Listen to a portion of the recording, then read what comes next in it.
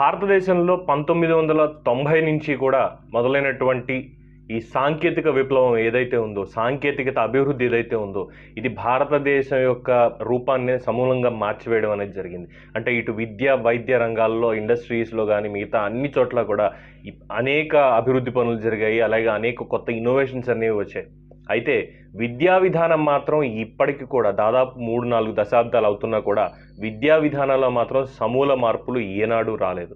కాలానికి అనుగుణంగా మారుతున్నటువంటి విద్యా విధానం ఇప్పటికీ మనకి ఎక్కడ ఇంప్లిమెంటేషన్ అనేది జరగడం లేదు. ముఖ్యంగా ఉత్తర భారతదేశం, దక్షిణ భారతదేశం. ఉత్తర భారతదేశంలో మ్యాక్సిమం హిందీ మాట్లాడే వాళ్ళు ఉంటే, దక్షిణ భారతదేశంలో డిఫరెంట్ లాంగ్వేజెస్ మాట్లాడే వాళ్ళు ఉన్నారు. తెలుగు, తమిళం, కన్నడం, మలయాళం, ఉర్దూ ఇలాగా. అయితే ప్రస్తుతం ఈ పాయింట్ని డీప్గా వెళ్లకుండా జరిగిందేంటి, జరగబోయేదేంటి అనేది ఒక్కసారి చర్చించుకుందాం.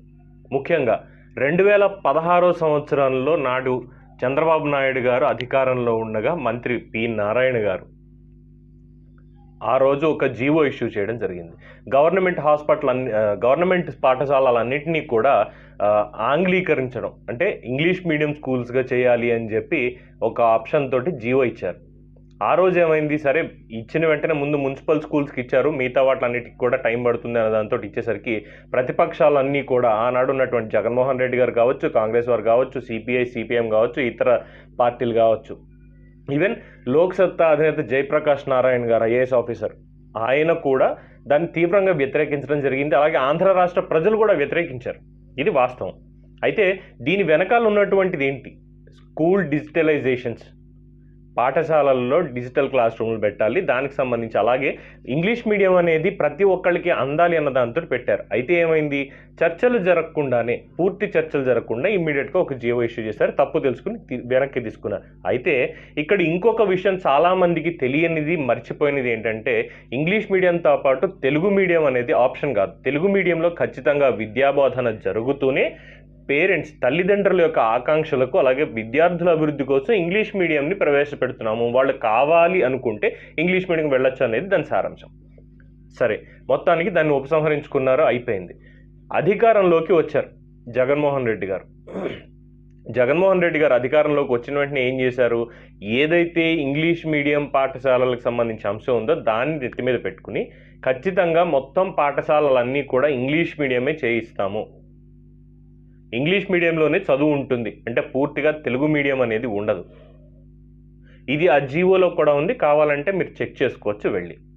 వాళ్ళు చెప్పడం కూడా, చంద్రబాబు నాయుడు గారి కొడుకు ఎక్కడ చదివాడు, మనవడు ఎక్కడ చదివాడు, తెలుగుదేశం పార్టీ నేతల కొడుకులు కూతుళ్ళు ఎక్కడ చదువుతున్నారు, ఇంగ్లీష్ మీడియంలో కాదా, మరి వీళ్ళందరికీ ఇప్పుడున్నటువంటి బడుగు బలహీన వర్గాల పిల్లలందరికీ కూడా ఇంగ్లీష్ మీడియం చదువు మేము నాణ్యతతో కూడి చెప్పిస్తామంటే ఏ విధంగా మీరు అడ్డుపడుతున్నారు అని చెప్పి వీళ్ళను.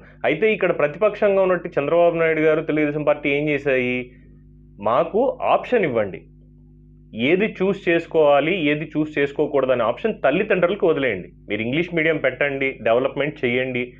ఇంగ్లీష్ మీడియం చూస్ చేసుకోవడానికి లేదు తెలుగు మీడియంలోనే చదువుకోవడానికి ఆప్షన్ అనేది కేవలం తల్లిదండ్రులు పిల్లల మీద వదిలేయాలి. వాళ్ళ అబ్బాయి లేదా వాళ్ళ అమ్మాయి ఏ మీడియంలో చదువుకోవాలని వాళ్ళు ఆలోచిస్తారో వాళ్ళు అదే చూస్ చేసుకుంటారు. మీరు ఆప్షన్ కూడా పెట్టకుండా ఓన్లీ ఇంగ్లీష్ మీడియం అన్న దాంతో, అంటే మనకి నిర్బంధ విద్య అని చెప్పి ఒక చట్టం ఉంది. అంటే ఒక సర్టెన్ ఏజ్ గ్రూప్ వాళ్ళందరికీ కూడా బలవంతంగానైనా సరే పాఠశాలలో కూర్చోబెట్టి వాళ్ళని చదివించాలి అన్నటువంటి ఒక చట్టం ఉంది. సో ఈ బేస్ మీద తీసుకుని ఇది నిర్బంధ ఇంగ్లీష్ విద్యలా తయారైంది జగన్మోహన్ రెడ్డి గారి పథకం ఏదైతే ఉందో ఇది. సో దీన్ని వ్యతిరేకిస్తూ వచ్చారు. అయినా సరే ఆయన మంకుపట్టుతోటి ఏది చేసినా ఎలా చేసినా సరే మేము దీన్ని ఖచ్చితంగా అమలు చేసి తీరతాం, ఇంగ్లీష్ మీడియం బళ్ళు అనేవి మేము తెరిచి తీరతాం, ఈ విద్యా సంవత్సరం నుంచే ఈ నూతన విధానం అమల్లోకి వస్తుంది అని చెప్పి జగన్మోహన్ రెడ్డి గారి ప్రభుత్వం చెప్తూ వస్తుంది. ఇది ప్రజల నుంచి వ్యతిరేకత ఏ విధంగా ఉందంటే, మాకు ఆప్షన్ ఇవ్వకుండా మీరు ఏ విధంగా చేస్తారు అని ఒక వర్గం, మరికొంతమంది ఇంగ్లీష్ మీడియం చదువులు పెడుతుంటే అదిగో ప్రతిపక్షం వాళ్ళకి కంటగింపుగా ఉంది అని చెప్పి. ఇది మ్యాక్సిమం ఉన్నది ఎవరంటే వైఎస్ఆర్సీపీకి సంబంధించి అభిమానులు వాళ్లే ఉన్నారు తప్పితే సామాన్య ప్రజానికి, అంటే ఇప్పుడు రాజకీయంగా రెండు వర్గాలుగా తయారైనటువంటి ప్రజలు వీళ్ళు కాకుండా న్యూట్రల్గా ఉన్నవాళ్ళు, కాస్త చదువుకున్న వాళ్ళు కూడా వీళ్ళందరూ మాట్లాడేది ఆప్షన్ ఇవ్వకుండా ఈ రకమైనటువంటి పనితీరు సబబు కాదు. పిల్లలకి ఖచ్చితంగా బాల్యం నుంచి కూడా మదర్ లాంగ్వేజ్ మాతృభాషలోనే విద్యాబోధన జరగాలి. అలా జరిగితేనే ఆ పిల్లాడి యొక్క లేదు పిల్లల యొక్క అభివృద్ధి ఉంటుంది, వాళ్ళ మానసిక ఎదుగుదల కావచ్చు, ఇవన్నీ కూడా దాని మీదే డిపెండ్ అయి ఉంటాయని చెప్పి ప్రపంచవ్యాప్తంగా ఉన్నటువంటి శాస్త్రవేత్తలు ఎంతోమంది దీని మీద ప్రయోగాలు చేసి చెప్పడం అనేది జరిగింది. అయినా సరే వీటిని పట్టించుకోకుండా ఆంధ్రప్రదేశ్ రాష్ట్రంలో ముఖ్యంగా అందరికీ కూడా ఇంగ్లీష్ మీడియంలోనే చదువు చెప్పించేస్తామని చెప్పి వీళ్ళు నిర్ణయం తీసుకున్నారు. దానికి ఇప్పుడు జగన్మోహన్ రెడ్డి గారి నిర్ణయానికి కేంద్రం అడ్డుకట్ట వేసింది. నిన్న మనం చెప్పుకున్నట్టు మానవ వనరుల శాఖ ఏదైతే ఉందో దాన్ని విద్యాశాఖ కింద మారుస్తూ నేషనల్ ఎడ్యుకేషనల్ కౌన్సిల్కి సంబంధించి పూర్తిగా చేంజ్ చేయాలి, దాంట్లో సమూల మార్పులు రావాలి, నూతన విద్యా వ్యవస్థని మనం ఇప్పుడు చేపట్టకపోతే ఖచ్చితంగా భారతదేశ భవిష్యత్ తరాల వాళ్ళకి అన్యాయం చేసిన వాళ్ళు అవుతామని చెప్పి నరేంద్ర మోడీ గారి ప్రభుత్వం ఒక విధానాన్ని తీసుకొచ్చింది. దీని ప్రకారం వాళ్ళు ఏం చెప్పారు, ఈ విద్యా విధానం గనక ఖచ్చితంగా అమల్లోకి వస్తే భారతదేశంలో వాళ్ళు చెప్పేది కొత్త విద్యా విధానం ప్రకారం ఏ రాష్ట్రంలో అయినా సరే 1 నుంచి 5వ తరగతి పిల్లలకు మాతృభాషలోనే విద్యాబోధన అనేది జరగాలన్నది ఇట్స్ మ్యాండేటరీ. అంటే ఇంకా దానికి తిరుగులేదు. ఖచ్చితంగా 1వ తారీఖు నుంచి 1వ తరగతి నుంచి 5వ తరగతి వరకు పిల్లలందరికీ తెలుగు భాషలోనే, అంటే మన మాతృభాష అయినటువంటి తెలుగులోనే విద్యాబోధన జరిగి తీరాలి అని చెప్పి కేంద్ర ప్రభుత్వ ఉత్తర్వులు. ఇది జగన్మోహన్ రెడ్డి గారి నిర్ణయానికి శరాఘాతం. ఎందుకంటే ఆయన మోడల్ స్కూల్ ఏ విధంగా ఉంది అంటే ఖచ్చితంగా మేము ఈ సంవత్సరం నుంచి ఎల్కేజీ యూకేజీ కాన్వెంట్ కల్చర్ని తీసుకొచ్చి ప్రభుత్వ పాఠశాలల్లో ఇన్కార్పొరేట్ చేస్తామని చెప్పి చెప్పడం. ఏమో నా వరకైతే 1990లో నేను చదువు స్టార్ట్ చేయడం జరిగింది, 89-90 నుంచి. నాకు అప్పుడు కాన్వెంట్లు ఉన్నా కానీ నాకు పూర్తిగా తెలుగు మీడియంలోనే మాతృభాషలోనే నాకు విద్యాబోధన జరిగింది. దాదాపు నాకు నా 10th క్లాస్ దాకా కూడా నేను తెలుగులోనే చదువుకున్నాను. ఇంటర్మీడియట్ నుంచి ఆప్షనల్గా నేను ఇంగ్లీష్ మీడియంకి నేను జాయిన్ అవ్వడం జరిగింది. ఇటువంటి ఆప్షన్ వాళ్ళకి ఇవ్వకుండా ఇప్పుడు జగన్మోహన్ రెడ్డి గారు నిర్బంధంగా 1 నుంచి అందరికీ ఇంగ్లీష్ మీడియమే పెట్టాలి అన్నటువంటి నియమాన్ని ఆయన పెట్టుకోవడం జరిగింది. ఇది ఖచ్చితంగా ఆయనకి దెబ్బ తగిలేటువంటి అంశమే.